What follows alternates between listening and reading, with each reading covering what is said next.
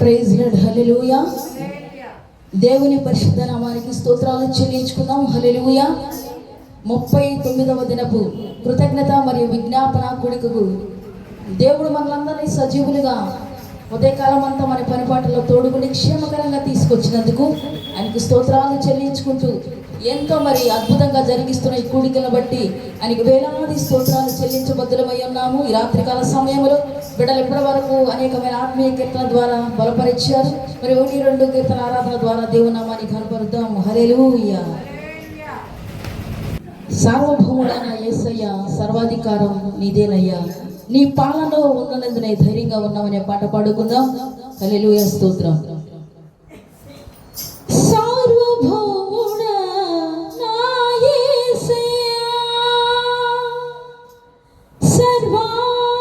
సర్వాధికారము నీదేనయ్యా, ప్రభువా నీ పాలనలో ఉన్నందునే ధైర్యంగా ఉన్నానయ్యా. యేసయ్యా నీ పాలనలో ఉన్నందునే నిన్ను బ్రతుకుచున్నానయ్యా. సార్వభౌముడా నా యేసయ్యా, సర్వాధికారము నీదేనయ్యా, ప్రభువా నీ పాలనలో ఉన్నందునే ధైర్యముగా ఉన్నానయ్యా. యేసయ్యా నీ పాలనలో ఉన్నందునే ఇలా బ్రతుకుచున్నానయ్యా. యేసయ్యా యేసయ్యా ఆరాధనకు యోగ్యుడా. యేసయ్యా యేసయ్యా స్తుతి సింహాసనాసీనుడా. యేసయ్యా యేసయ్యా ఆరాధనకు యోగ్యుడా.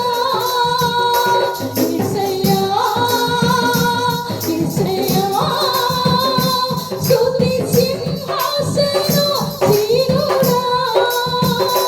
సార్వభౌముడా నా యేసయ్యా,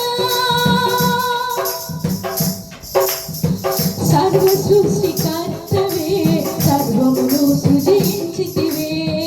నరమాతృడనైన నన్ను నీవలే మార్చుటకు. సర్వ సృష్టికర్తవే, సర్వమును సృజించితివే. నరమాతృడనైన నన్ను నీవలే మార్చుటకు. విమోచనైనను విడుదలైనను నీ వల్ల కలిగినవే కదా. విమోచనైనను విడుదలైనను నీ వల్ల కలిగినవే కదా. స్తుతియు ఘనత మహిమయు నీవే, స్తోత్రబలి అర్పణ నీకే ఎల్లకాలమునకు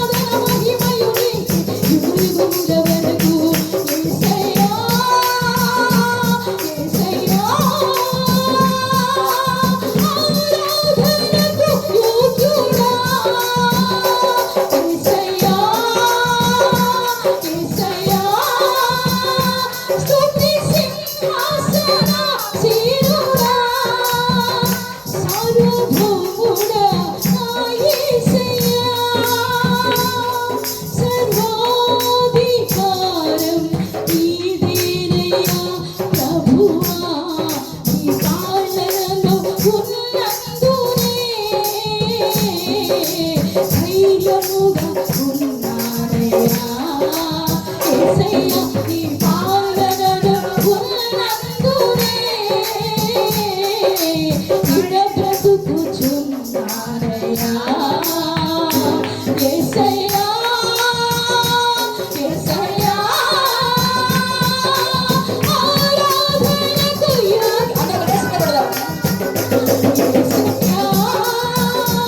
యేసయ్యా స్తుతి సింహాసనాసీనుడా యేసయ్యా అందరం కలిసి యేసయ్యా ఆరాధనకు యోగ్యుడా యేసయ్యా యేసయ్యా స్తుతి సింహాసనాసీనుడా యేసయ్యా యేసయ్యా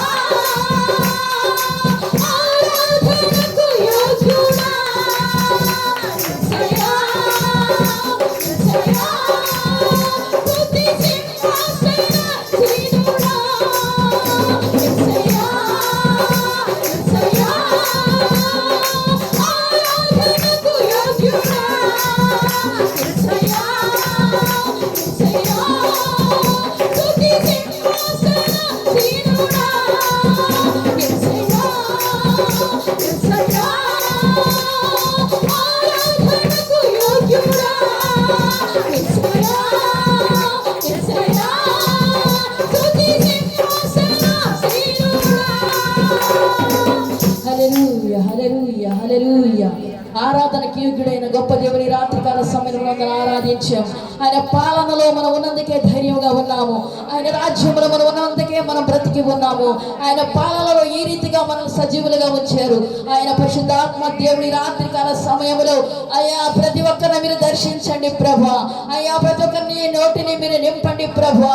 అయ్యా తండ్రి ప్రభా భాషల ద్వారా ప్రవచనముల ద్వారా దర్శనముల ద్వారా సంఘాన్ని మీరు పూర్తిగా నింపండి ప్రభా.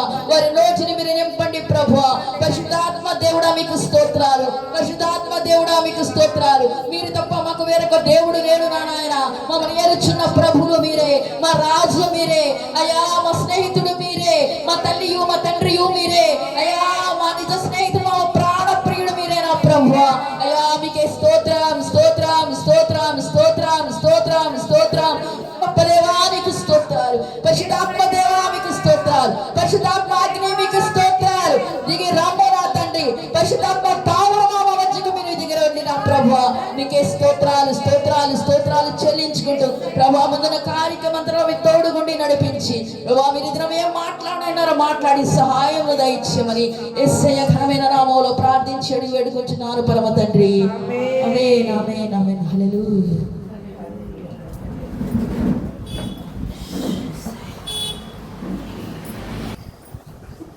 దేవుని నామకు స్తోత్రములు.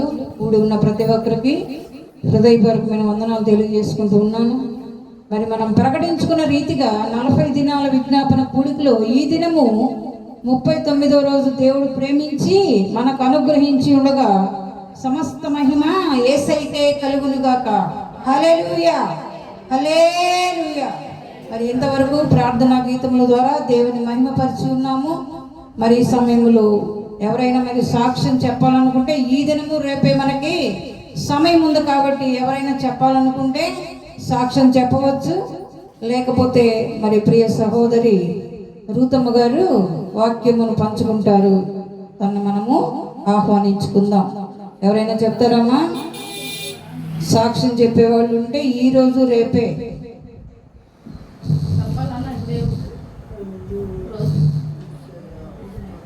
ఎవరైనా సాక్ష్యం చెప్పేవాళ్ళు ఉంటే రావచ్చు. లేకపోతే దేవుని వాక్యము పంచుకుందాం. హల్లెలూయా. దేవునికి స్తోత్రం.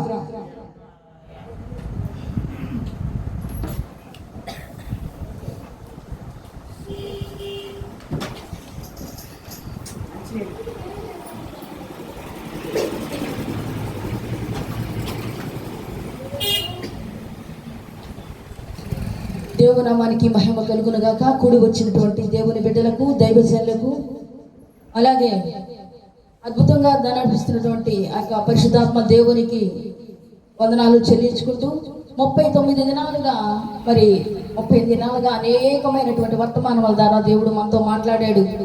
మీకు అందరికీ గుర్తున్నాయా? మొదటి రోజు నుంచి ఎవరెవరు ఏమేమి మాట్లాడారో గుర్తున్నాయా? గుర్తుంచుకోవాలి కదా వాక్యాన్ని, దేవుని వాక్యాన్ని విని విడిచిపెట్టే వాళ్ళంగా మనం ఉండకూడదు కదా. దేవుని వాక్యం ఎప్పుడు కూడా మనం ధ్యానించుకుంటూ ఉండాలి ఆయన నామాన్ని. ఎందుకంటే ఒక సంఘంలో లేకపోతే ఒక సహవాసంలో మనం ఉన్నప్పుడు వేరే దైవజనులు ఎవరైనా వచ్చి మనల్ని ఏదైనా ఒక క్వశ్చన్ అడిగినప్పుడు నేను చెప్తాను ధైర్యంగా చెయ్యి ఎత్తగలిగినటువంటి స్థితిలో ఉండాలి. చదవడం వేరు, ధ్యానించడం వేరు, గుర్తుంచుకోవడం వేరు. ధ్యానం చేస్తాం, ధ్యానం చేసినవన్నీ కూడా గుర్తుండవు కదా. సరే, చిన్న మాట చెప్తా. మొన్న ప్రార్థన కూడికలో ప్రార్థన అయిపోయిన తర్వాత పాత నిబంధనలో 5 గ్రూపులుగా చేసి, ఆది కాండం దగ్గర నుంచి ద్వితీయోపదేశ కాండం వరకు 5 గ్రూపులుగా చేసి క్విజ్ పెట్టారు. ఒక గ్రూప్లో 5 ఉన్నారు. అన్ని క్వశ్చన్లు అడుగుతుంటే రాయటం కాదు, నోటితో టకటక చెప్పడం అన్నమాట. దేవుని కృపను బట్టి అది మన గొప్పతనం కాదు, కానీ దేవుడు ఇచ్చిన జ్ఞానాన్ని బట్టి ఫస్ట్ ప్రైజ్ నాకు వచ్చింది. నా టీంలో ఉన్న 4గురికి కూడా దైవజనులు వాళ్ళకి గిఫ్ట్లు అందించారు. అలాగే గిఫ్ట్ అని కాదు, కానీ దేవుని వాక్యం మనం అడిగినప్పుడు వెంటనే లోక సంబంధమైన విషయాలు గుర్తుపెట్టుకుంటాం. కొన్ని సంవత్సరాల తరబడి ఎవరైనా అన్న మాటలు గుర్తుపెట్టుకుంటాం, కానీ దేవుని మాటలు మాత్రం గుర్తుపెట్టుకోం. ఎందుకైనా మరి అది మన బలహీనత, మరి లేకపోతే మనం ఏంటనేది అర్థం కాదు నాకు ఎప్పుడు కూడా. ఇప్పుడు ఎప్పుడో కొన్ని సంవత్సరాల తర్వాత అన్న మాటలు గుర్తు పెట్టుకుంటారు. వెళ్దాం రా ఇంటికంటే నేను ఎందుకు వస్తాను, అప్పుడు నా మాట అందగా నేను గడప కూడా దొక్కను. గడప దొక్కిందాక ఎక్కడ చూస్తాడు దేవుడు, నేను మధ్యలోనే పోతాను వెళ్ళిందాక ఎప్పుడు. కాబట్టి అవి కాదు మనం గుర్తు పెట్టుకొని పట్టుదలగా ఉండాల్సింది, దేవుని మాటలు గుర్తు పెట్టుకోవాలి. అయితే ఈ యొక్క రాత్రికాల సమయంలో ప్రాణము విసిగించే మాటలు కూడా ఉంటాయంట. నేను కొన్ని వాక్యాలు మీకు గుర్తు చేస్తాను. పరిశుద్ధ గ్రంథం తెరవండి. దేవుని నిత్యరాజ్యంలో చేరాలంటే ఎలాంటి మాటలు ఉండకూడదు. కీర్తన 148:6 మూలవాక్యంగా తీసుకుందాం. అయితే రోమా 8:28 చదవండి ఒకసారి. రోమా 8:28.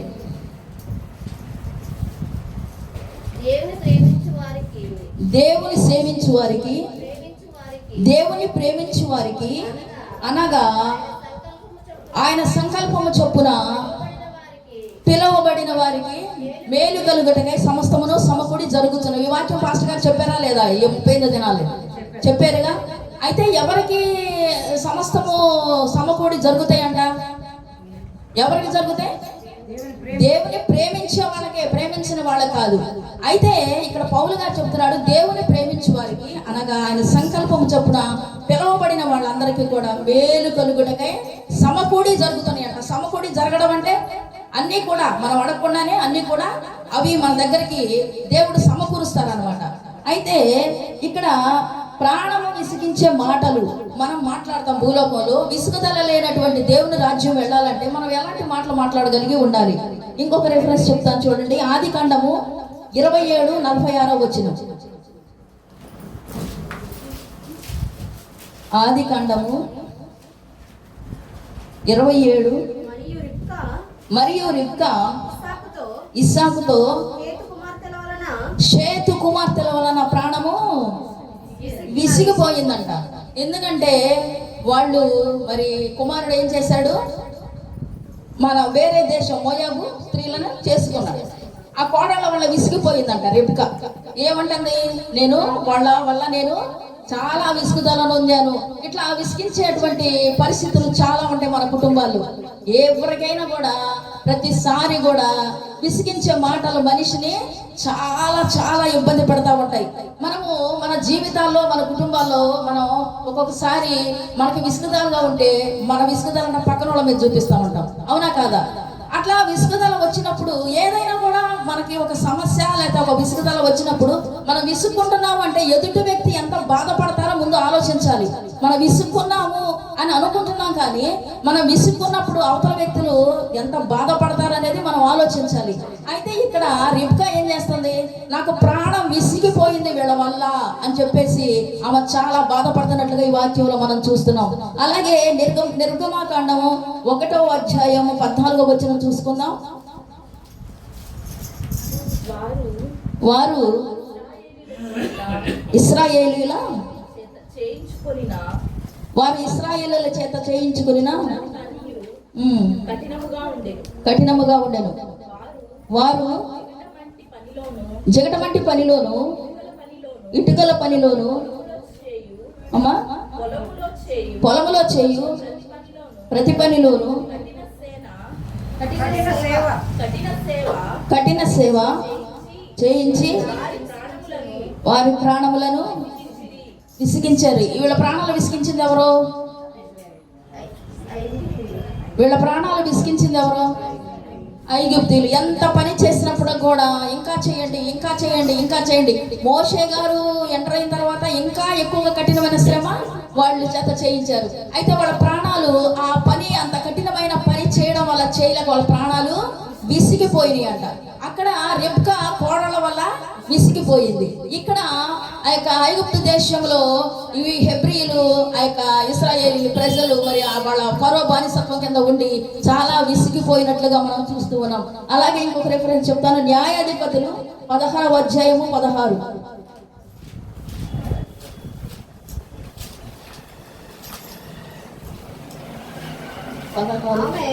ఆమె అనుదినము మాటల చేత అతన్ని బాధించి తొందర పెట్టుచున్నందున అతని ప్రాణము విసిగి చావగోరు. ఎవరితను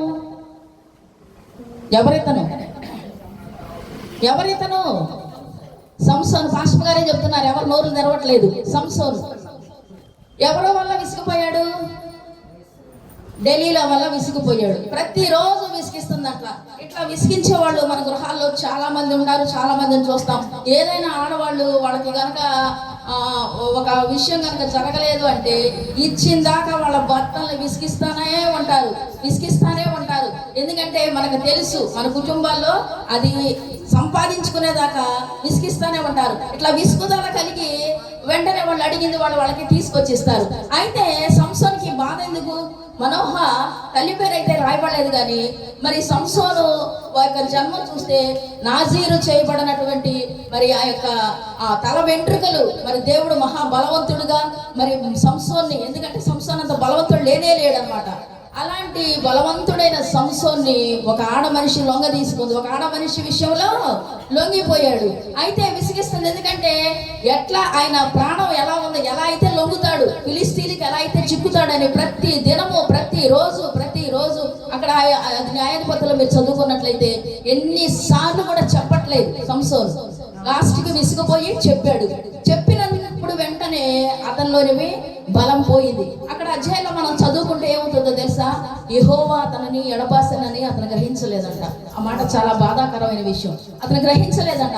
ఇంకా ఆయన ఆ బలం వెళ్ళిపోయిన తర్వాత ఇంకా శక్తి ఏముంటది? పట్టుకున్నారుగా, ఫిలిస్తీయులు పట్టుకున్నారు కదా ఆయన్ని. అది చాలా లాస్ట్కి ఏమైపోయింది? అది మరణానికి దారి తీసింది. కాబట్టి మనం ప్రాణము విసిగించేంత ఇదిగా కూడా ఎవరిని కూడా మనం విసుగుదల పెట్టకూడదు. ఒక భర్తనే అవ్వచ్చు, బిడ్డలే అవ్వచ్చు, బిడ్డల తల్లిదండ్రులనే అవ్వచ్చు, లేదా ఇరుగు పొరుగు వారే అవ్వచ్చు, ఎవరైనా అవ్వచ్చు. కానీ విసుగుదల కలిగించే మాటలు క్రైస్తవులుగా మనకి తగవు. మనము వినేవారిగానే ఉంటున్నాం, కానీ ఆచరించేవారిగా అసలు ఉండలేదు. ఎందుకంటే చాలా భక్తి పనులు మనమేమంటున్నాం? నాకు ఇన్నాళ్ళు సీనియారిటీ ఉంది, నేను బాగా సీనియర్ని అంటున్నాం. ఎక్కడ, ఏ విషయంలో సీనియర్లు మీరు? ఏ విషయంలో సీనియర్లు? అది ఒక మాట అంటే ఓర్చుకోలేరే. వెంటనే కోపం వస్తుంది. ఎందుకు వస్తుంది కోపం? దేవుని బిడ్డలకి కోపం రాకూడదు. దేవుని ప్రేమ అలా ఉందా? దేవుని ప్రేమ అలా లేదుగా. ఆయన కొడుతున్నా, హింసిస్తున్నా, దూషిస్తున్నా ఎన్నో మాటలు మాట్లాడారు. వీడికి దెయ్యాలు పట్టని అంటున్నారు, వాడు వీడు అని కూడా మాట్లాడారు. యేసు ప్రభుని మాట్లాడారు. ఆయన అన్ని సహించాడు. ఆయన సహించగలిగాడు కాబట్టి ఆయన మనకి తండ్రిగా ఉన్నాడు. అయితే ఆయన ఏమంటున్నాడు? క్రీస్తు యేసు కలిగిన ప్రేమ మీరు కలిగి ఉండమంటున్నాడు కదా పౌలు గారు. మరి ఆ ప్రేమ మనం కలిగి ఉన్నామా? నోటి మాటల్లోనే కలిగి ఉన్నామా? చేతల్లో కలిగి లేవుగా.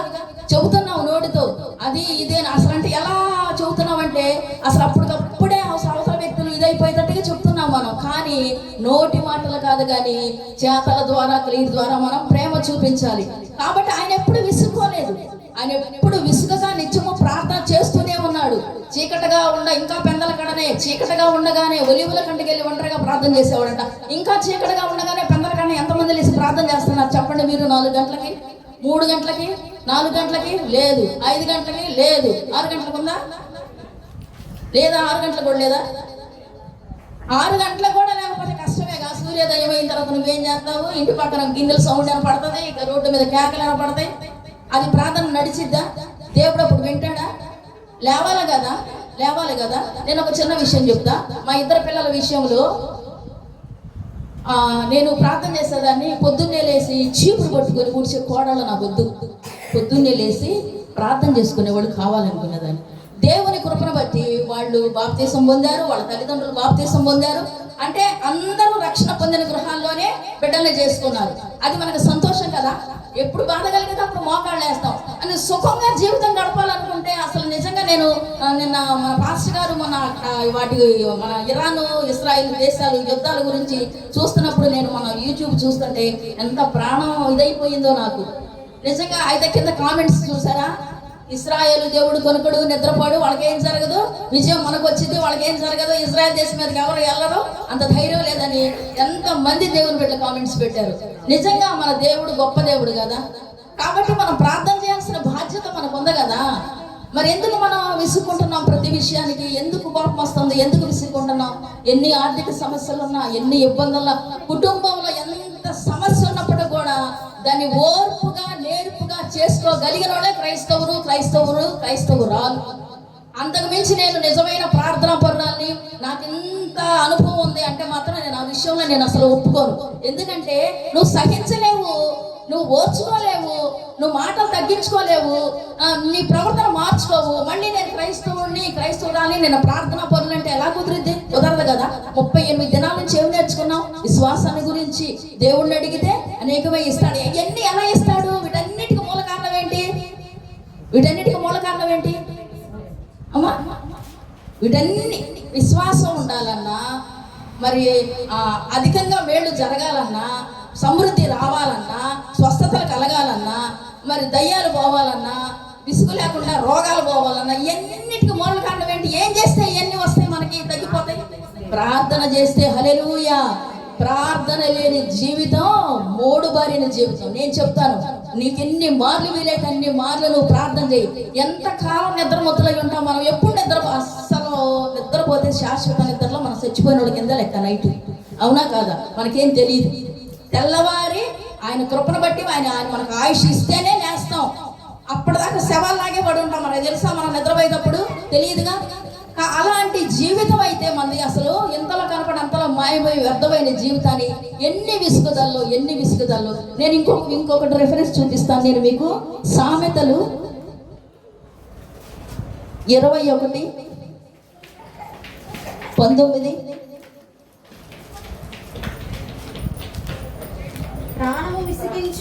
ప్రాణము విసిగించు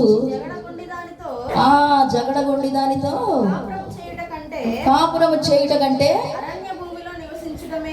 ఎంత బాధ వచ్చి పడిందండి. ప్రాణం విసిగించే జగడగొండి దానితో కాపురం చేశాకంటే ఎండిపోయి అరణ్యంలో ఉంటానంటున్నాడు. అంటే ఎంత విసిగించి ఉంటుందో.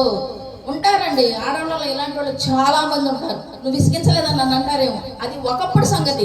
చచ్చిపోయి పాతి పెట్టబడి లేచిన తర్వాత గత జీవితంతో మనకు సంబంధం లేదు. నూతన జన్మ దేవుల్లో పొందాము. అన్నీ మార్చుకోవాలి. ఒక్క విషయంలో కూడా ఇతరులు ఏదైతే చూపించే విధంగా మనం ఉండకూడదు అనేది నేను చెప్పేది. నేను నేర్చుకుంది ఏంటంటే, నేను వినింది ఏంటంటే, నేను బలపడింది ఏంటంటే ధైర్యంగా ఉండాలి. ఇందాక పాడబడేగా ఆయన పాలనలో మనం ఉన్నాం కాబట్టి ధైర్యంగా ఉన్నాం. ఆయన పాలనలో ఉన్నాం కాబట్టి బ్రతుకుతున్నాం. అంతేగాని మనం తినే ఒక మంచి ఫుడ్ వల్ల, లేకపోతే మన శక్తి వల్ల, మన బలం వల్ల మనం బ్రతకట్లేదు. దేవుని దగ్గర నుంచి మనం కార్యాలు పొందుకోవాలి అని అంటే ఖచ్చితంగా ప్రార్థన, వాక్యం ఉండాలి. నేను ఒక చిన్న ప్రశ్న వేస్తాను మిమ్మల్ని. మీరు ఎంతమంది ఉదయాన్నే లేచి బైబిల్ చదువుకుని బయటికి వెళ్తున్నారండి? కనీసం ఒక అధ్యాయం చదువుకుంటున్నారా? మీరెప్పుడు కూడా దయచేసి బైబిల్ చదవకుండా గడప దాటదు. ఎందుకంటే దినమంతా దేవుని కాపుదల అంతా ఉండదు. అంత టైం లేకుండా ఏమైపోతుంది? అదరాబిదరాలేసి టిఫిన్ చేసుకొని తిని పరిగెత్తాల్సినంత అవసరం లేదు. ప్రతిరోజు వాక్యం ఇది నేను నేర్చుకున్నా నేను చేస్తున్నాను కాబట్టి మీకు అంత ధైర్యంగా చెప్తున్నా. నేను వాక్యం చదవకుండా ప్రార్థన చేయకుండా ఒక్క అడుగు కూడా బయటికి ఎవరైనా ఆ టైంలో ఫోన్ వచ్చినా పాస్టర్ గారు నేను ఏం చేస్తానో తెలుసా, ఫోన్ అట్లా పెట్టి ముందు ప్రభువా నిన్న నా కంఠస్వరం నీకు వినబడాలి, ఆయనతో మాట్లాడిన తర్వాత నేను ఫోన్లో మాట్లాడతాను. అదంత ముఖ్యమైన పోయినప్పుడు కూడా. కాబట్టి నేను ఈ రాత్రికాల సమయంలో చెప్పేది ఏంటంటే, ప్రాణము విసుగుదల కలిగినటువంటి భూమి మీద ప్రాణములు విసిగించేటువంటి మాటలు మనం బిడ్డల ద్వారా కానీ, లేకపోతే కోడళ్ళ ద్వారా కానీ, భర్తల ద్వారా కానీ, ఎవరి ద్వారా కానీ మనం ఆ పరిస్థితిలోకి వెళ్ళకూడదు, మనం చెయ్యకూడదు. మనం విసుగుదలనే రాజ్యం దేవుని రాజ్యం, అది శాశ్వతమైన రాజ్యం, నిత్య రాజ్యం. ఆ రాజ్యంలో ఉండాలంటే మనకి అన్ని క్వాలిటీస్ ఉండాలి. అన్ని క్వాలిటీస్ ఉంటేనే కదా జాబ్ ఇచ్చేది మనకి. అంతేగాని ఏం చదువుకోకుండా వెళ్ళి నేను తీసుకెళ్ళి అక్కడ మేనేజర్గా కూర్చోబెడతారా? ఏం చేస్తాను నేను, నాకు డ్రైవర్ రాంది, అక్షముఖ రాందే. చదువుకుంటేనే కదా ఏదైనా వచ్చేది. అలాగే అన్ని గుణగణాలు కలిగి ఉంటే కదా ఆయన గుణశీలత మనకి, ఆయన యొక్క అలవాట్లు, ఆయన యొక్క పద్ధతులు మనం నేర్చుకుంటే, ప్రభువులాగా మనం జీవించగలిగితే మనం ఎప్పుడు కూడా ఆయన నిత్య రాజ్యంలో ఉంటాం. ఇది అశాశ్వతమైన రాజ్యం. మన శాశ్వత రాజ్యం, మన పౌరస్వత్వం పరలోకంలో ఉంది కాబట్టి ధనవంతుడు విస్తారంగా ధనం ఉండి తింటున్నప్పటికీ కనీసం ఆ రొట్టె ముక్కలన్నా పడితే తిందాం అనుకునే ఉంటాడు. కానీ దేవుడు మరి అది కూడా లేదు. నువ్వు ఇలాగే వచ్చే నా దగ్గరికి నన్ను అలాగే తీసుకెళ్లిపోయాడు. ఆయనేమో అబ్రహాము రొమ్మున అనుకున్నాడు, ఈయనేమో నిత్య నరకాగ్నిలో ఉన్నాడు. కాబట్టి భూమి మీద ఉన్నప్పుడు మన క్రియలు, మన ప్రార్థన, మీకు ఇంకొక విషయం చేత గొప్ప విషయం, తరతరములకు 1000 తరముల వరకు కృప చూపించే దేవుడు. మన ప్రార్థన మన బిడ్డలకి, మన కుటుంబానికి ఎంతో ప్రొటెక్షన్, అది ఎంతో ప్రాకారం. అది ఈ రోజు దైవజనులు చెప్తున్నారు, మీ మోకాళ్ళ మీద 38 దినాలు చూస్తున్నాను, మోకాళ్ళ మీద ఉంటాను. నేను కొంతసేపు ఉండలేకపోతున్నాను, నేను కూర్చుంటున్నాను, కానీ పాస్టర్ గారు మోకాళ్ళ మీదే ఉంటున్నాడు అంటే ఆయన ధైర్యం ఏంటి? ఆ ధైర్యం అంటే ప్రభువే. హల్లెలూయా. నా బలం దేవుడే, నా బలహీనత కూడా దేవుడే అంటున్నాడు ఆయన. నా బలం దేవుడే, నా బలహీనత కూడా దేవుడే. అప్పులతో నీకు సంబంధం, నాకేం సంబంధం లేదు, వాళ్ళతో నాకేం సంబంధం లేదు, నా సంబంధం ఎలా ప్రభువుతోనే అంటున్నారు. నిజంగా మనం ఇంత శ్రేష్టమైన మాటలు మనం ఈ 38 దినాల నుంచి విన్నాము. అనేక మంది సహోదరులు మాట్లాడారు. మనం నేర్చుకోవాల్సింది ఏమంటే, క్రైస్తవులుగా మనం ఉన్నామంటే, స్త్రీలుగా మనం ఉన్నామంటే, కుటుంబంలో వ్యక్తులుగా మనం ఉన్నామంటే, నేను ఒకటే మాట చెప్తా, లోకాశలన్నీ కూడా వ్యర్థమైపోయాయి. మన చూపు, మన గురి కూడా దేవుని వైపే. ఎందుకంటే జట్టి అయిన వాడు నియమం లేకుండా పోరాడలేడు. నియమం లేకుండా పరిగెత్తితే ప్రైజ్ ఇస్తారు పాస్టర్ గారు మీరు నాకు. నియమం తప్పితే మరి నియమం లేకుండా ఎలా పోరాడతారండి? అసలు నాకు తెలియగలుగుతా. ఆ పరుగు పందెంలో పాల్గొనాలంటే నువ్వు నియమం ప్రకారం పోరాడితేనే దేవుడు ఇస్తాడు. అంతేగాని నియమం ప్రకారం పోరాడకుండా ఇవ్వడు. ఎంత బాధ అయినా, వేదన అయినా, కష్టమైనా, ఏ రోజైతే మనం ఆయన దగ్గర మొరపెట్టుకొని భరించగలుగుతామో, ఎంత విసుగుదల కలిగినా కూడా, ఎంత ప్రాణం విసుగుపోయింది అంటే ఎంత విసుగుదల వచ్చింది వాళ్ళందరికీ. ఎంత విసుగుదల కలిగితే తన బలం గురించి చెప్పాడు ఢిల్లీలోకి. ఎంత విసుగుపోతే ఆ చేతు కుమార్తెలు కోడళ్ళ వల్ల విసుగుపోతే కనుక ఆ మాట అనగలిగింది. ఎంత విసుగుపోతే భర్త అరణ్యంలోకి పోయి మూలన్నాడు. అవునా కాదా? కాబట్టి ప్రాణము విసిగించేటువంటి మాటలు దయచేసి క్రైస్తవ కుటుంబాల్లో మనం ఎవరు మాట్లాడకూడదు. ఒకవేళ మీరు మాట్లాడడానికి మీ మనసు ఇలా రేపుతుందంటే చీపోసైతానా ఏంటి, నా ప్రభువు నన్ను రక్తం ఇచ్చి కొనుక్కున్నాడు, నన్నేంటి ఇలా ప్రేరేపిస్తున్నావు అని చెప్పి సాతానును గద్దించగలిగినటువంటి ఆ ధైర్యం మనకు ఉండాలి. ఎప్పుడైతే మనం గద్దిస్తామో, నీకు నాతో సంబంధం లేదు, నేను ప్రభు బిడ్డని, ఏంటి నా మనస్సు మారుస్తావు నువ్వు అని చెప్పేసి దాన్ని గద్దించాలి. అవునా కదా? హల్లెలూయా. చివరిగా ఒక్క రిఫరెన్స్ చెప్పి ముగిస్తాను. మత్తయి 9వ అధ్యాయం 36వ వచనం.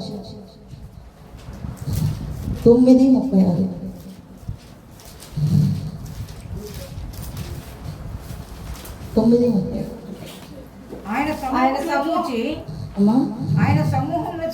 ఆయన సమూహమును చూచి వారు కాపరి లేని గొర్రెల వలె విసికి చెదరి ఉందన్న వారి మీద కనికరపడి కోత విస్తారమే కానీ పనివారు కొద్దిగా ఉన్నారు. ప్రభు చివరగా మనం మాట్లాడుకునేది ఏంటంటే, వాస్తవంగా ఇవన్నీ శ్రమల దినాలు. మనం ఏంటంటే శ్రమలని మనం వాటి గురించి ప్రతిరోజు కూడా ఆయన సిలువని జ్ఞాపకం చేసుకుంటున్నాం. మరి వారు కాపరి లేని గొర్రెలు ఎలాగుంటాయమ్మా? చెదిరిపోయి ఉంటాయి కదా. కాపరి ఉంటే ఒక చోటే ఉంటాయి.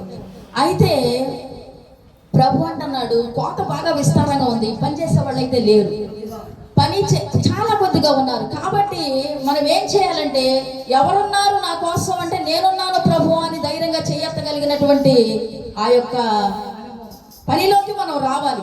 ఆ ధైర్యంలోకి మనం, ఎవరున్నారు చేయడం, నేనున్నాను ప్రభు, నేను చేస్తాను, నీ కొరకు నేను వెళ్తాను. ఎవరన్నారు నేనున్నాను నీ కొరకు నేను వెళ్తానని? ఎవరన్నారు నేను వెళ్తాను ప్రభు అని? బైబిల్లో ఎవరన్నారు నేను వెళ్తాను ప్రభు నేనున్నాను అని? నీ కొరకు నేను వెళ్తానని ఎవరన్నారు? యెషయా అంటున్నాడు, ప్రభువా నేనున్నాను, నన్ను పంపించండి, నేను వెళ్తాను. అలాగే ప్రవక్తలు అలా నిలబడగలరు కాబట్టి ఎంతో అద్భుతమైన కార్యాలు, స్వస్థత కార్యాలు చేశారు. మరి ఆ దినాల్లో కూడా దేవుడు ఎన్నో కార్యాలు చేశాడు. ఈ అంత్యకాల దినాలు మనకు సమయం లేదు, దినదినము కూడా గండమే మనకి. ఈ నిమిషంలో ఏం జరిగిద్దో తెలియదు. ఈ నిమిషంలో నేను మాట్లాడుతున్నాను, సడన్గా హార్ట్ స్ట్రోక్ వచ్చి నేను ఇక్కడే చనిపోతా, నేను మాట్లాడుతూనే చనిపోతా. ఇది నాకు తెలుసా? నాకు తెలియదు. కాబట్టి ఏ దినమో ఏ గడియో తెలియదు. కాబట్టి చాలా భయంకరమైన దినాల్లో ఉన్నారు. అయితే వాస్తవంగా నేను శరయ్య కుమారుల గురించి చెప్పాలనుకున్నా, దావీదు అక్క తమ్ముళ్ళ ప్రేమ బంధం గురించి చెప్పాలనుకున్నా. కానీ నాకు ఎందుకో దేవుడు ఈ మాటలు, నేను అనుకునేదాన్ని పాస్టర్ గారు కూడా చెప్తుంటే, అమ్మ నేను ఇది కాదు, ఇక్కడికి వస్తే దేవుడు వేరే వాక్యం ఇచ్చాడు అని అన్నట్టు, ఇక్కడికి రాగానే నాకెందుకో ఈ మాటలు గుర్తొచ్చి, మరి ఈ మాటలు బిడ్డలతో పంచుకోవాలని చెప్పేసి నేను ఈ రాత్రికాల సమయంలో విసుగుదల కలిగించేటువంటి మాటలు కాదు, కానీ విసుగుదల లేని నిత్యరాజ్యంలో మనందరూ, నువ్వు నేను మనందరం కూడా కలిసి ఉండాలి. ఆ నిత్యరాజ్యంలో మనందరం ఎప్పుడైతే కలిసి ఉంటామో అక్కడ జెండర్ లేదు, ఆడోళ్ళు మగోళ్ళు అనేది ఏమీ లేదు. అందరము కలిసి మరి 7 ఏళ్ల విందులో మనందరము ఉండాలి సంతోషంతో. అక్కడ ఆకలి ఉండదు, దప్పిక ఉండదు, వేదనలు ఉండవు, రోదనలు ఉండవు, ఏమిటి హ్యాపీ. ప్రతిరోజు సంతోషమే, నిత్య సంతోషం, నిత్య ఆనందం. ఇక్కడేమో కాసేపు సంతోషం ఉంటే సాయంకాలానికి దుఃఖం, ఎప్పుడు ఏమైందో తెలియదు. అంతా మనలోనే ఉంది. సంతోషమైన దుఃఖమైన మనం మలుచుకునే విధానంలో ఉంది. క్రైస్తవ జీవితంలో క్రైస్తవ స్త్రీలుగా ఉన్నటువంటి వాళ్ళు, నేను ఒకటే చెప్తున్నా, మీ కుటుంబాలు వర్ధిల్లాలి, మీ కుటుంబాలు బాగుండాలి అంటే విసుగుదలేనటువంటి ప్రార్థన జీవితాన్ని మీరు కలిగి ఉండండి. ఎందుకంటే మనం మాదిరిగా ఉంటే ఇంకొకరికి చెప్పగలం. మనలో లోటుపాట్లు ఉంటే మనం ఎవరికి చెప్పలేము. ఏమో వీళ్ళ ఇంట్లోనే చెప్పుకోదు, ఏమి వీళ్ళనే మార్చుకోలేదు, ఇవేంటి మాకు చెప్పేదంటే ఎన్నర్ ఫీలింగ్స్ అయ్యి. పైకి నేను రూతుని, నాలో ఇంకొక రూతు ఉన్నది. బాహ్య పురుషుడు ఒకళ్ళు, ఆంతర్య పురుషుడు ఒకళ్ళు. ఇన్నర్ ఫీలింగ్స్ ఎవరికి తెలియవు, దేవుడికి ఒకటే తెలుసు. హల్లెలూయా. కాబట్టి మనం హృదయంలో కూడా ఎటువంటి ఆలోచనలు కలిగి ఉండకూడదు. హల్లెలూయా. ఈ యొక్క 39వ దినపు 39వ దినపు ఈ కూడికలో దేవుడు మరి మనల్ని బలపరచడానికి, అద్భుతమైన కార్యాలు చేయడానికి సిద్ధంగా ఉన్నాడు. అద్భుతమైన కార్యాలే కాదు, చివరగా నేను చెప్పేది అంటే సంతోషాలే కావాలా? దుఃఖం మనకొద్దా? శ్రమ మనకొద్దా? శ్రమ కూడా కావాలి. శ్రమనందుట నాకు మేలాయను. రాని ప్రభా, సమస్య రాని, నీకు స్తోత్రం. తిట్టారా? తిట్టనే ప్రభా, నీకు స్తోత్రం. కొట్టారా? కొట్టనే ప్రభా, నీకు స్తోత్రం. నేను అలా అయిపోయాను కాబట్టే నేను ఇక్కడ ధైర్యంగా నిలబడి చెప్పగలుగుతున్నా. అది క్రైస్తవ జీవితానికి సంబంధించినటువంటి ఒక మాదిరి. ఈ మాదిరి మనం చూపించలేకపోతే మనం ఎంతకాలం భక్తి చేసినా పై భక్తే కానీ దాని శక్తిని మనం ఆశ్రయించలేము. దాని శక్తి మనం పొందుకోవాలంటే ప్రతి విషయంలో కూడా ధైర్యం కలిగి ఎదుర్కొనే వారిగా ఉండాలి. ప్రతికూల పరిస్థితులన్నీ కూడా ఎలాంటి వారినైనా ఎదుర్కొనే అవమానాలు, నిందలు, అవహేళనలు మొహం మీద మాట్లాడేస్తారు. కొంతమంది డైరెక్ట్ గా మాట్లాడేస్తారు. విని కూడా విననట్టు చెవిటి వారి వలె ఉండాలి. పౌలు గారికి లాగా, యూదుల్లాగా, హెబ్రీయుల్లాగా, ధనవంతుల్లాగా, లేనోళ్ళలాగా అలా ఉండాలి. అలా ఎప్పుడైతే మనం ఉండగలుగుతామో మనం నిజమైన క్రైస్తవులం. హల్లెలూయా, హల్లెలూయా. దేవుడు ఈ రీతిగా మనతో ఈ రాత్రికాల సమయంలో మాట్లాడి మన బలపరిచిన మాటల బట్టి మీకు స్తోత్రాలు చెల్లించుకున్నాను. మరి యొక్క 39వ దినము మనందరం కూడా బలంగా ప్రార్థన చేద్దాం. అభిషేకాన్ని పొందుకోండి, ఆత్మను పొందుకోండి. పరిశుద్ధాత్మ అభిషేకం కొంతమందిలోనే ఉంది. ఆ స్పిరిట్ మీరు అనుభవిస్తున్నారో లేదో మీకు తెలియదు, కానీ ఆరాధన చేసేటప్పుడు గొప్పగా దేవుడు మన మధ్యకి దిగి వస్తున్నాడు. మీరు అనుభవిస్తున్నారా? దాని అనుభవం ఎలాగుంటది? కొంతమందికి చల్లని గాలి తగిలినట్టు, కొంతమందికి వేడి గాలి తగిలినట్టు వారి అనుభూతి అన్నమాట. దాన్ని మీరు అనుభవిస్తూ పాడాలి. పాట అయినా ఏదైనా అనుభవిస్తే నోటి మాటతో నా ప్రాణ, ఆత్మ, శరీరం అంకితం నీకే ప్రభు అని అంటే ఈ మాటలే నిజంగా నీ ప్రాణాన్ని, నీ శరీరాన్ని, నీ ఆత్మను అంకితం చేస్తావు దేవుడికి. లేదు లేదు, నువ్వన్నీ చేయగలిగితేనే హృదయపూర్వకంగా పాడగలుగుతావు. పాట మేము పాడుతున్నా అంతే, అనుభవించి పాడాలి. ఏ పాట అయినా అనుభవించి పాడినట్టయితే ఆ పాటలో అర్థం తెలుస్తుంది, ఆ పాటలో ఉన్న మాధుర్యం తెలుస్తుంది, ఆ పాట కూడా మనల్ని ధైర్యపరుస్తుంది. కాబట్టి రాత్రికాల సమయంలో దేవుడు ఈ రీతిగా మనము విసుగదలలేని ఆ నిత్యరాజ్యంలో ఉండాలని, మన భూలోకం మీద జరిగే ఎటువంటి విసిగించే మాటలు కానీ మనం కలిగి ఉండకూడదు. మన కుటుంబాల్లో కానీ ఇరుగు పొరుగులో కానీ ఎవరు ఉండకూడదు. క్రైస్తవ జీవితానికి తగినట్లుగా మనందరం జీవించాలని ఈ రాత్రికాల సమయంలో దేవుడు, పరిశుద్ధాత్మ దేవుడు నాకు కూడా, నేను మీకు చెప్పట్ల, ముందు నాకు తర్వాత మీకు బోధిస్తున్నాడు. దేవుడి పరిశుద్ధ వాక్యాన్ని దీవించునుగా. అదే అదే ఆ రాజు యేసయ్య ఉగ్రత రాజు, ఏడేళ్ల శ్రమల రోజు, పాపులంతా ఏడ్చే రోజు, ఏడేళ్ల శ్రమల రోజు, పాపులంతా ఏడ్చే రోజు, అదే అదే ఆ రాజు. తల్లి జాడ పిల్లకు లేక, పిల్ల జాడ తల్లికి పోక, తల్లి జాడ పిల్లకు లేక, పిల్ల జాడ తల్లికి పోక, చెట్టుకొకరు పుట్టకొకరే అనాథలై అరచే రోజు, చెట్టుకొకరు పుట్టకొకరే అనాథలై అరచే రోజు,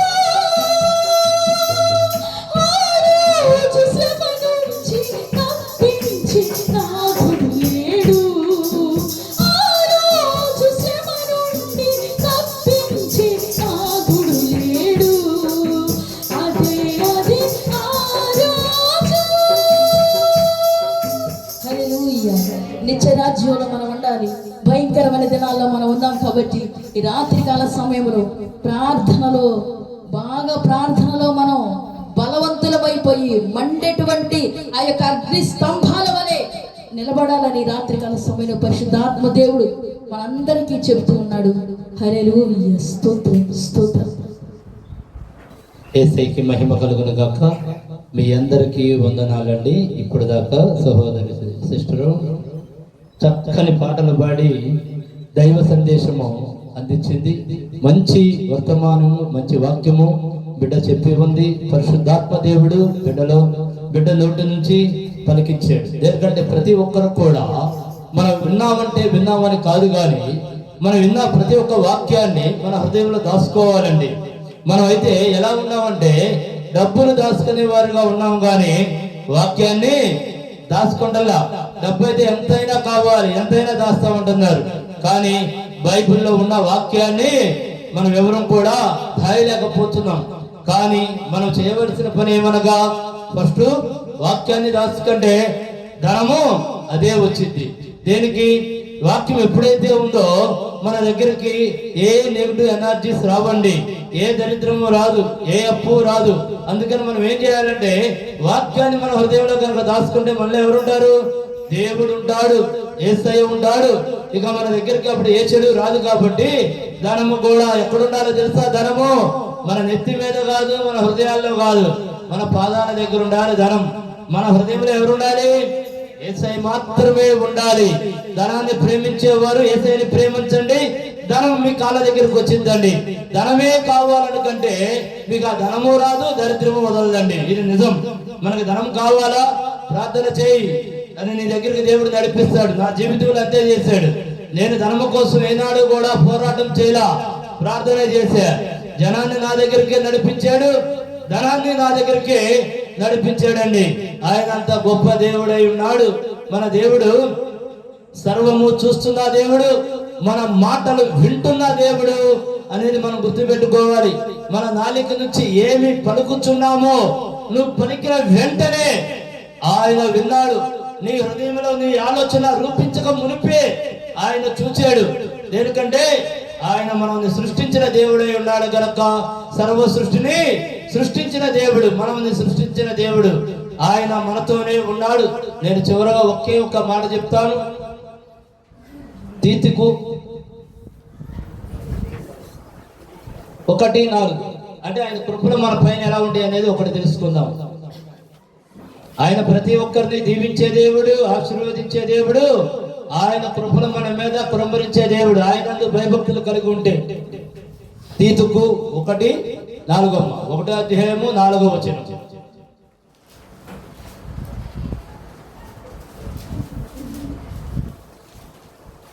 భక్తికి ఆధారమగు సత్య విషయమైన సత్య విషయమైన అనుభవ జ్ఞానము నిమిత్తమును దేవుని దాసుడును యేసుక్రీస్తు అపోస్తలుడైన పౌలు మనందరి విశ్వాస విషయములో నా నిజమైన కుమారుడగు తీతుకు శుభమని చెప్పి రాయునది. ఆ నిత్య జీవమును అబద్ధమాడని నేరని దేవుడు అనాది కాలముందే వాగ్దానము చేసెను. కానీ ఇప్పుడు మన రక్షకుడైన దేవుని ఆజ్ఞ ప్రకారము నాకు అప్పగింపబడిన సువార్త ప్రకటన వలన తన వాక్యమును యుక్త కాలములందు బయలుపరచును. చూడండి, దేవుడు వాక్యం రూపంలో మనతో మాట్లాడుతున్న దేవుడై ఉన్నాడు. దేనికంటే ఆయన ఏదైనా సరే చాలా మంది అనుకుంటా ఉంటారు, దేవుడు నాతో మాట్లాడుతున్నాడా? ఈ వాక్యమే దేవుడై ఉన్నాడు. ఈ వాక్యము మనతో పలికించాడంటే అక్కడ ఎవరున్నట్లు? దేవుడే మనతో మాట్లాడుతున్నాడు. మనం ఎప్పుడు కూడా చాలా మంది అనుకుంటా ఉంటారు, దేవుడు నా మాటలు ఏమన్నా వింటున్నాడా, నేను చేసేది చూస్తున్నాడా అనుకుంటాడు. ఇట్లా వాక్యం ఈ రోజున మనతో ఏం మాట్లాడింది? ఇంకోసారి చదవమ్మా. దేవుడు ఏర్పరచుకున్నవారు విశ్వాసము. దేవుడు ఏర్పరచుకుంటే మనం ఎలా ఉండాలమ్మా? విశ్వాసము కలిగి ఉండాలి. దేనికి? విశ్వాసం అనే దాని గురించి మనం ఈ 39 రోజుల్లో అనేకమైన సార్లు మనం మాట్లాడుకొని ఉన్నాము. మాట్లాడుకోలేదా? మనం అనేకమైన సార్లు మాట్లాడుకున్నాం విశ్వాసం గురించి. అమ్మా, దేనికంటే దేవుడు ఈ రోజున విశ్వాసం గురించి మనతో మాట్లాడుతున్నాడు. ఇంకో చదవమ్మా, ఇంకో ముందుకెళ్ళు.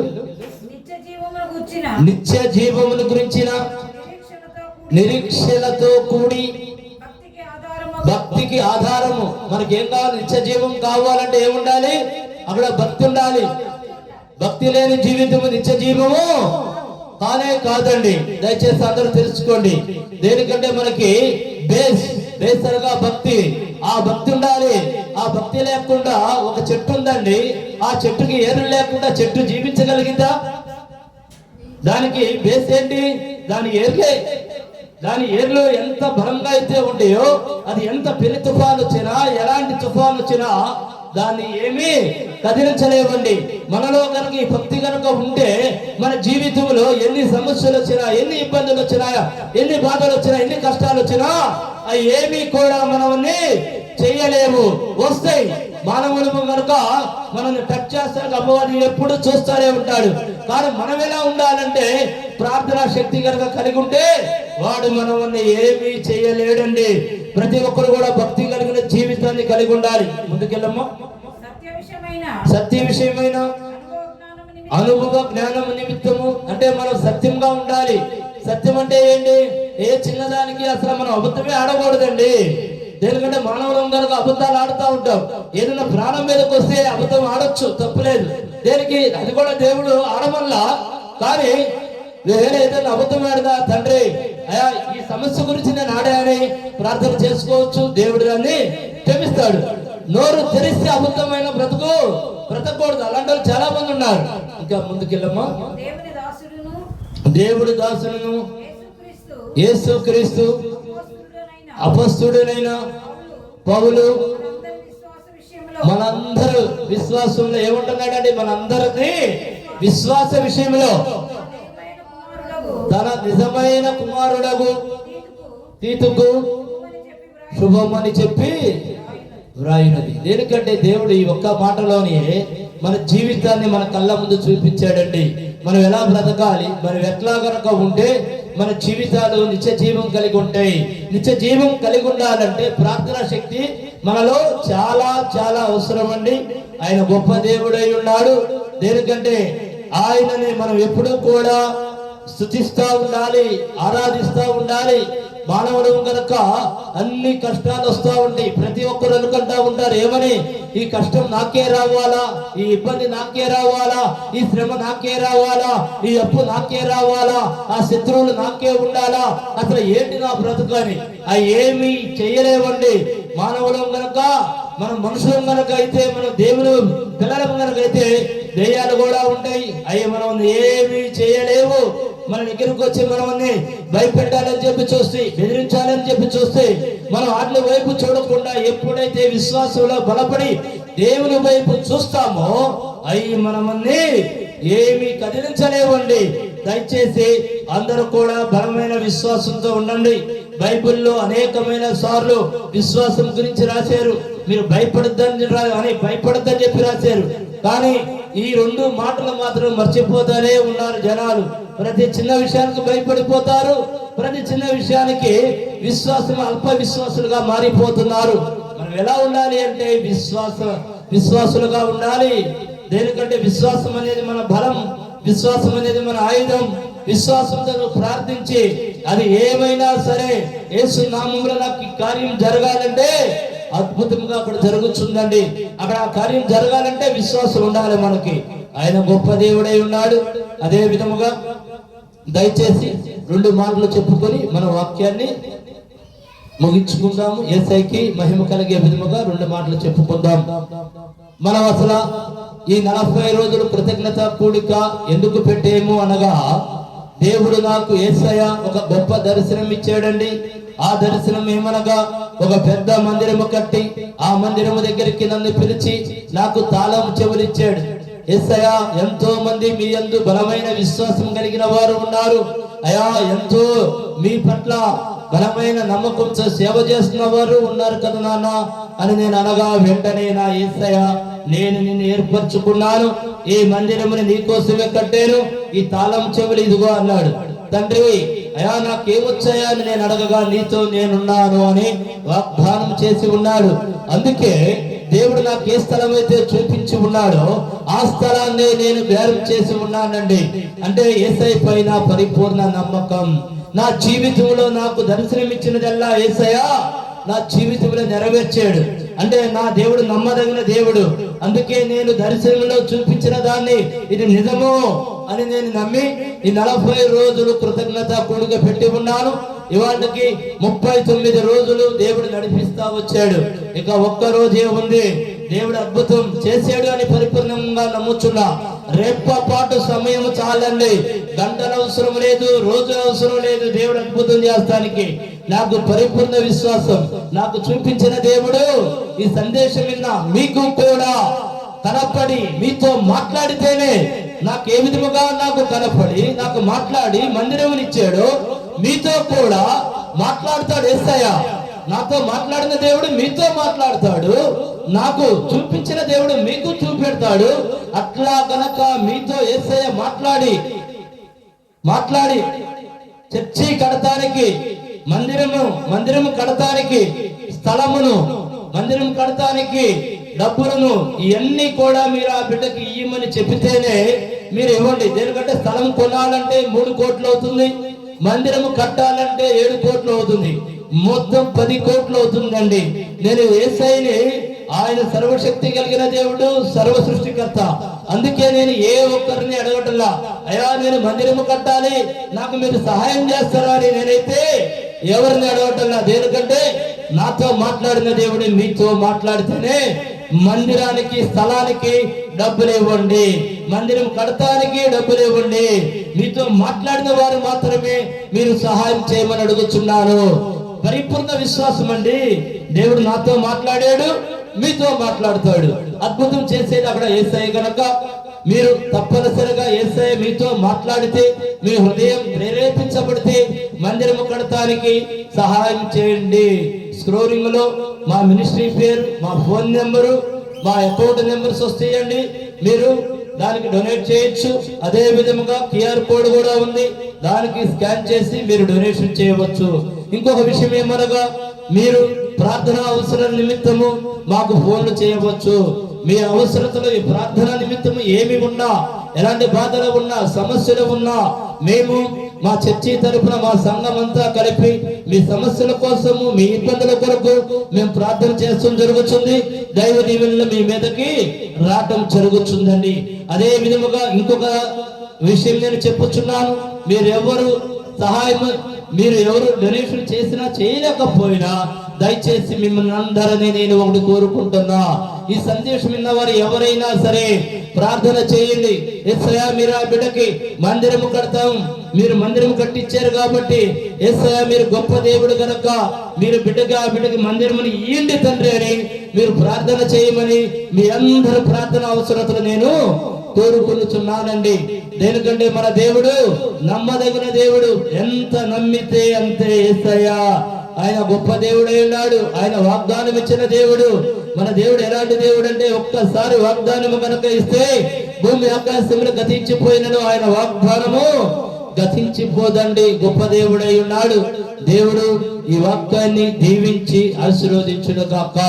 రేపుతో 40వ రోజు అవుతుంది. దయచేసి ఒక విన్నపం చేసుకుంటున్నాను. డైలీ చూస్తున్న వారైతే రేపు కూడా ఈ వీడియోని చూడమని యేసు నామములో అడుగుతున్నానండి. మీ అందరికీ వందనములు. అదే విధముగా 3 బిడ్డలని ప్రేరేపణ కలిగిన వారిని ప్రార్థన చేయమని యేసు నామములో అడుగుతున్నాను. మీ అందరికీ వందనములు.